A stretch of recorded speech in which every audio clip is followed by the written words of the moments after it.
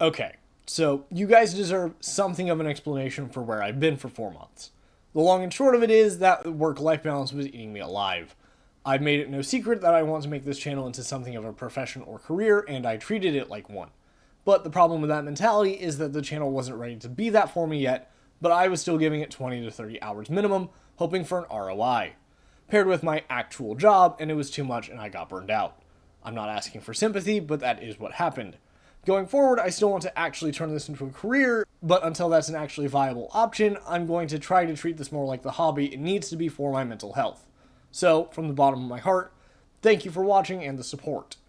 With that little update out of the way, let's begin. The Byzantine Empire is one of the most famous states of the medieval world. From 476 to 1453, it carried the Roman name, capital, and legacy. It also carried the most important Roman tradition of highly corrupt court politics that ultimately caused the downfall of the state. However, as the millennium carried on, the empire would gradually weaken, chipped out by schism, civil war, crusaders, and nomadic groups, each trying to stake their claim to the empire that had once dominated the Mediterranean Sea. And this has led countless to ask, what if the Byzantine Empire had survived? While the Byzantines carried on for centuries, most seem to agree that the turning point that really stopped them from a full recovery was the Battle of Manzikert. The humiliation saw the Byzantine Emperor Romanus IV imprisoned and held for ransom, while the Seljuks were able to consolidate Georgia and Armenia, even opening Anatolia up for settlement. After this battle, the Turks were in Asia Minor to stay, and the Romans never fully recovered. Romanus IV was removed from power, and a mere 10 years later, the First Crusade was called, something that less than 200 years later saw the disastrous Fourth Crusade that temporarily shattered the empire. So that's where we'll start. We'll have Romanus IV avoid splitting his forces, which already puts him in a better position. But thanks to Donnie Ide on my Discord, we have a few more things we can do to really stack the deck in Romanus' favor. Firstly, we'll avoid giving the Ducas family command of the rear guard, instead replacing them with the more loyal Komnenos family, while Romanus decides against dismissing some of his mercenaries. This way, when Alp Arslan attacks at Manzikert, he's attacking a much more stable, more powerful army, leading to a resounding defeat and his capture. This reverses recent gains in Georgia and Armenia, and may even see the Byzantines retake Syria, which hadn't been part of the empire since the 630s, but had only recently fallen to the Seljuks themselves at that point. Now, Romanus apparently said that if their situations were reversed and he held Arslan in chains, he would do the worst available, so maiming and death perhaps aren't out of the question. But in the interest of him still having someone to negotiate with, we'll not have him do that last part. Now, obviously this has huge consequences, but Byzantine politics were notoriously cutthroat and factionalist, and this time period was no exception, making the consequences very hard to predict. Romanus IV, the emperor at the time, seems to have made most of the right choices. He cut down on bloated expenses and enforced greater discipline on the mercenary army, but at the same time, these policies were very unpopular with basically everyone. Reversing the losses and regaining Syria is a massive win for him that likely strengthens his position at home, but he does not seem to have been a very good politician, so the actual fate of the imperial line is hard to predict. But for the sake of things, we'll say that he isn't deposed, and is able to set his son Leo up to inherit the empire. The restoration of Byzantine Syria is a major boon to the state. In addition to expanding the coast, and thus their Mediterranean presence, it allows the Byzantines a much greater degree of control over overland trade, heading to places like Egypt and North Africa. In addition, according to Britannica, Syria was one of the few places with reliable purple dye production, which was incredibly expensive at the time, and thus very lucrative for the Byzantines to regain control over. So, with Romanus' expense cuts and restorations of the province, the Byzantine economy will likely be doing very well for the back half of his reign, assuming he doesn't make any major blunders. However, the religious question is still important to note. According to an article from the University of Oxford's news blog, Syria didn't become majority Islamic until the 12th century, and we're working in the 1070s, so the late 11th. So there's too large a Muslim population to just Inquisition them out, but Christians are still a narrow majority, a difficult needle to thread for any governors. In the Seljuk Empire, I think Arslan survives the humiliation politically. By this point, he'd already expanded the Seljuks elsewhere, and none of the losses were anything he himself hadn't conquered. It doesn't look good, and now he doesn't have a way to get rid of a bunch of Turkish tribes in Anatolia, so his realm is less stable than it would be in real life, but he himself still rules over the empire. However, the real problem for the Turks and the Romans alike is the Fatimid Caliphate. Taking their name from the Prophet Muhammad's daughter Fatima, whom the dynasty was descended from, they burst onto the scene in northern Africa and took over much of the Middle East, including Egypt, Western Arabia, and most importantly for us, Syria. And the Byzantines just took over Syria. While the Fatimids were ideologically opposed to both the Umayyad and Abbasid caliphates, it does still seem like the idea of letting Damascus, the center of the Umayyad Caliphate, be held by a hostile faith would be a pretty hard sell. Now, granted, I just went through all the trouble of giving them the area back, so you can see how this is going to go. The Fatimid gains in this timeline are restricted to Palestine and Western Arabia. They still take over Jerusalem, but the Syrian frontier is likely a major conflict zone. Panning west, it's not long until we see some butterflies. Namely, the Crusades probably don't happen. Now, the conventional narrative is that Pope Urban II called the Crusades to restore Christian rule to the Middle East, which is technically true, in that both he and the Byzantine Empire were officially trying to restore it to Byzantine rule, rather than the patchwork of principalities that actually formed. What's not often discussed is that at the time he was exiled from Rome and trying to use the Crusades to get back into the city. See, at the time there was this huge debate over whether or not Christian kings and emperors could appoint their own bishops, or if that was purely the Pope's right. Urban followed the ideology of Pope Gregory VII, who, shockingly, wanted to enforce clerical power. However, Gregory had been deposed by Holy Roman Emperor Henry IV, who propped up Clement III. Now, in modern day, Clement is considered an anti-pope, but in this timeline, his primary opponent isn't able to amass a pan-European army to strike a perceived collective threat. So, the papacy may be weaker in the long term. Also, the Arab conquest of the region had been like 400 years prior, and their abuses of Christians were comparatively minor until the Crusades started. Now, I won't spend too long on the theological ramifications of a weaker, more subservient papacy, but this is a major consequence. Removing the Crusades likely improves relations between the Catholics in the West and the Orthodox East. The Crusades really fucked up the Byzantine Empire, to be honest, especially the Fourth, and while I don't see the Great Schism mending, the distrust will be less striking. But importantly, the Crusades opened up a lot of trade between the West and the Middle East, the Italians especially taking advantage. However, whether or not that happens in this world is hard to say. While the Byzantine conquest of Syria does open up some trading opportunities in the long run, it's not going to be at the same level. The Crusades were a multi-century long project that saw major diplomacy between the two sides for the first time. While the West would likely want to make some diplomatic overtures to the Byzantines, without so much diplomatic focus on the region as there was in our timeline, the trade links this opens up will naturally be weaker. Sorry for the quick interruption, but if you're enjoying the video so far, please consider subscribing. It really helps the channel out. Thank you, and let's get right back to the show. Now, here's where this timeline gets real tricky, because without the Turks in Anatolia or the Crusades, we lose most precedent for the Byzantines for about 200 years. More on that in a moment, because the next few centuries of Byzantine history were focused so much on trying to keep hold of the Balkans and reclaim Anatolia after the Seljuk Turks took it over. But in this scenario, that's a complete non-issue. They've even begun projecting power into the Middle East and Mesopotamia for the first time in centuries. But we've also completely shattered the imperial succession. Remember, part of the initial scenario meant that we kept Romanus IV on the throne and maintained the Diogenes dynasty for at least a little longer. But at the same time, Byzantine dynasties didn't usually last too long. Like, medieval dynasties never lasted long, but the Romans seem to have especially been bad at this. As a result, it's hard to predict what the Byzantines really do or what they aim for. The Normans in Sicily are likely a major troublemaker. They fought the Greeks a couple of times throughout the 1100s, and the Byzantines are in a better position to make them regret it. But are conquests of Italy really a priority compared to pushing further east? What about the Persians? Even after the Seljuks collapsed, Iran was able to recover under the Khwarezmian Empire. So I'm just kinda gonna make them a little bigger in all directions. Since we have no idea what expansion priorities the various emperors are going to have, I don't think focusing them one way or the other would actually make sense. However, I do think the Middle East would be the biggest priority, if not actually the priority of all the emperors. Egypt and Mesopotamia were breadbaskets of the empire before they fell to the Rashidans, and there would still be a desire to reverse the Islamic conquests of Jerusalem and Egypt when the opportunity presented itself. But I also don't think it would ever stick. So the best I can do with West Asia is most of Iraq and maybe Jerusalem. I could see conquest in Italy being an on-off situation, but ultimately whenever the empire is in political unrest, Italy will be the first province to slip away. While a Norman reconquest would be unlikely, the papacy and HRE would both readily sponsor anyone willing to play along, not to mention the Aragonese. In contrast, Crimea would likely be perfectly viable at this point in time. It's a lot smaller and less populated than Italy, the Black Sea is more solidly Byzantine, and the rivals in the Eurasian steppe are the much more unstable Kievan Rus. Now, by the time the Mongols burst onto the scene in the 1200s, we do gain a little bit of precedent, but not as much as you might think. In real life, at this time the Byzantines were largely clawing their way back after the Fourth Crusade and the Latin Empire, while the Khans were hostile to the Persians, Egyptians, and Hungarians around them. This created a diplomatically friendly environment between the Byzantines and the Mongols, which is both the only time someone tried being nice to the Mongols, and the only nice thing to happen to the Byzantines between 1204 and 1453. In this timeline, though, they're an actual power, which makes it a lot harder to argue they slip under the Khans' radar. In fact, the Mongols may be a seriously destabilizing factor. For a start, the Mongols loved incorporating the various minorities into their empire and were fairly religiously tolerant. This is bad news for the Byzantines, who were medieval Christians and did not handle heresy well, let alone entirely different religions.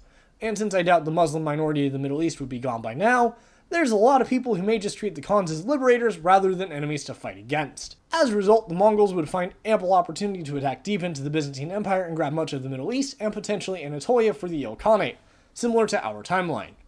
However, the Byzantines have plot armor on their side because otherwise this video would defeat its own purpose. So, the early to mid-1200s could wind up a series of epic Byzantine-Mongol wars, with titanic battles raging across all of Iraq, grand campaigns into Iran, and a battle for the very Holy Land, and the sacking of Constantinople itself. If I had the budget and time to animate that. Look, I slide PNGs across the screen, there's only so much I can do. Point being, the Byzantines hold out against the Mongols, but are probably reduced in size to Anatolia proper, as well as their Balkan holdings, with the Mongols taking over Crimea before they explode. Now, as the Mongols decline, things are good for the Byzantines. They retake Crimea fairly early and likely push back into the Middle East, taking Syria and Iraq again. Are there still civil wars that decimate the empire and leave the periphery weak and vulnerable so the winner has to conquer it all again every 50-odd years? Sure, but that's medieval politics. Look, England's doing it right now. However, we have a slight problem, namely the Black Death.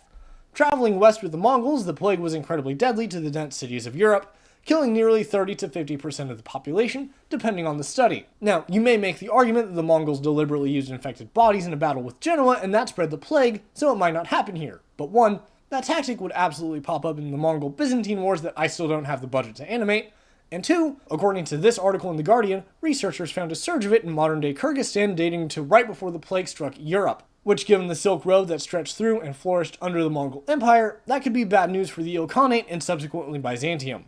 Which means that the plague does absolutely hit the empire. It may even be more devastating compared to what the plague did to them in real life. The Byzantines were absolutely getting rocked all over during the period in our timeline, but the plague was only one factor of many, and the empire's instability, invasions, and constant civil wars had run ragged all over the once world-class cities of Constantinople, Antioch, and Nicaea. In this world, however, it remains a lot more urbanized, and without the invasions at least, without that depopulation, there's a lot more people in the cities to die. Back west, things are starting to get weird, because the 1300s is generally seen as the start of the Renaissance and High Middle Ages due to the Italians trading with the Muslim world, the Byzantine refugees, and the collapse of feudalism during the Black Death, making it so artisans and merchants had something resembling bargaining power, which is a little morbid. But in this timeline, the trade links between the Catholic West and Arab world are a lot weaker, and the Byzantine refugees just aren't a thing. They're just chilling in the Roman Empire. The Black Death totally happened though. So, of the primary factors to the Renaissance, only one of them is as strong as it was in real life, and it's the one with all the dead people, which is at least on brand for medieval Europe. As a result, the Renaissance will look different. I'd imagine a lot less Greek mythology being referenced in the art and literature. Imagine you're a Florentine artist in this world. Yeah, the big scary empire next door looks cool, but they're also a constant threat that insists they're Roman, and your entire worldview is based on the Pope, who says they are very much not Roman. Are you really going to want to emulate their art? Maybe a little, but absent a group of rich vagabonds paying you to paint their nostalgia, not nearly as much as in real life. So I'd imagine the Renaissance draws a lot more on Western Roman and Germanic cultural traditions. Now, to be fair, most of the art that wasn't Christian already used the Latin names. For example, this painting is specifically the birth of Venus, rather than Aphrodite, but I'd imagine stories like the Aeneid and plays mythologizing the Punic Wars come into vogue compared to our timeline.